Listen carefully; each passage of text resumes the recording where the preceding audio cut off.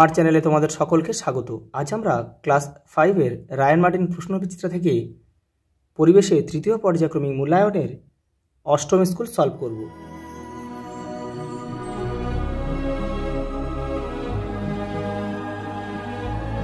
দেখো, প্রথম প্রশ্ন, একটি পরিবেশ বান্ধব যানবাহন হলো সাইকেল।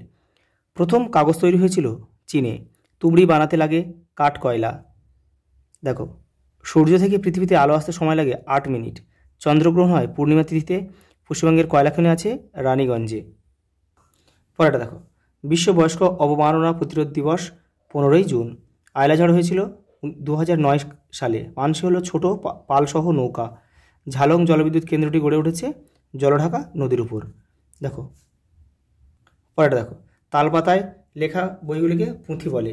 14 বছর বয়স পর্যন্ত অবৈতনিক শিক্ষালাভ করা শিশুদের অধিকার। যিনি পরিষেবা গ্রহণ করেন তাকে আমরা কি বলি? উপভোক্তা। তাদের উপভোক্তা বলে। ট্রাম বিদ্যুৎ শক্তিতে চলে, তাই বায়ু দূষণ কম হয়। হুইয়া পাখির পালকের জন্য মানুষ তাকে মেরে ধ্বংস করে ফেলেছে। পরেরটা দেখো, সত্য মিথ্যা। গ্যালিলি প্রথম রেডিও তৈরি করেন। এটা কিন্তু ভুল, এটা হবে রেডিও হবে না, এটা হচ্ছে টেলিস্কোপ আবিষ্কার করেছিল।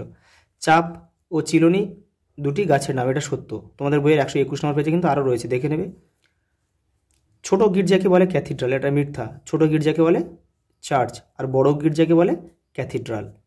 দেখো এবারে কী রয়েছে, দেখো, সৌরশক্তি 1 অক্টোবর বিশ্ব বয়স্ক দিবস হিসেবে পালিত হয়, এটা সত্য। সুমেকার ভ্যালি ধূমকেতুটি শুক্র গ্রহের উপর আছড়ে পড়েছিল, এটা মিথ্যা। এটা হবে বৃহস্পতি গ্রহের উপর আছড়ে পড়েছিল। দেখো, বেমানান শব্দটি খুঁজে বের করো। দেখো, বুধ, শুক্র, পৃথিবী আর প্রক্সিমা সেন্টাউরি। দেখো, এই প্রক্সিমা সেন্টাউরিটা বাদ যাবে, কারণ কি বলতো, এই তিনটে হচ্ছে গ্রহ, আর এগুলো হচ্ছে গ্রহ, আর এটা হচ্ছে নক্ষত্র। সূর্যের পরবর্তী নক্ষত্রের নাম হচ্ছে প্রক্সিমা সেন্টাউরি। দেখো, তাহলে এটা বাদ গেল। দেখো, হাল, পানসি, পাল, দাঁড়। তাহলে এখানে দেখো পানসিটা বাদ যাবে, কারণ কি বলতো, এই পানসির মধ্যে দেখো, পানসিটাকে বয়ে নিয়ে যাওয়ার জন্য হাল, পাল আর দাঁড় তিনটেই কাজ করে, সেই জন্যে পানসিটা বাদ গেল। দেখো, পেট্রোল, ডিজেল, কেরোসিন, কয়লা সবই জীবাশ্ম জ্বালানি, কিন্তু দেখো কয়লাটা কঠিন আর এগুলো সব তরল, সেই জন্য কয়লাটা বাদ গেল। এখানে দেখো, এবারে কী রয়েছে, দেখো, সৌরশক্তি, জলবিদ্যুৎ, জৈব শক্তি আর বায়ু শক্তি, জৈব গ্যাস আর বায়ু শক্তি। তাহলে এখানে বাদ যাবে কি? জলবিদ্যুৎ। কারণ কি, জলবিদ্যুৎটা হচ্ছে প্রচলিত শক্তি, প্রচলিত, আর এইগুলো দেখো সবাই সৌরশক্তি, জৈব গ্যাস আর বায়ু শক্তি সব অপ্রচলিত শক্তি। দেখো, কাক, চড়ুই, হুইয়া, বক। তাহলে হুইয়া পাখিটা বাদ যাবে, কারণ হুইয়াটা হচ্ছে একটা অবলুপ্ত প্রাণী, অবলুপ্ত পাখি হয়ে গিয়েছে। মানুষ তার সুন্দর পালকের জন্য কিন্তু তা মেরে ধ্বংস করে ফেলেছে, সেই জন্য হুইয়াটা বাদ যাবে। পরেরটা দেখো, মেয়েদের কত বছর বয়সের নিচে বিবাহ দেওয়া উচিত না? 18 বছর। পশ্চিমবঙ্গের প্রধান খনিজ সম্পদ কি? কয়লা। জেলির শিশিতে ভারত সরকারের কোন ছাপ থাকে? FPO। দেখো, পরেরটা দেখো, হড়পা বান কি? দেখো, পাহাড়ি নদীর বন্যাকে হড়পা বান বলে। দুটি অপ্রচলিত শক্তির নাম লেখো। সৌরশক্তি, বায়ু শক্তি।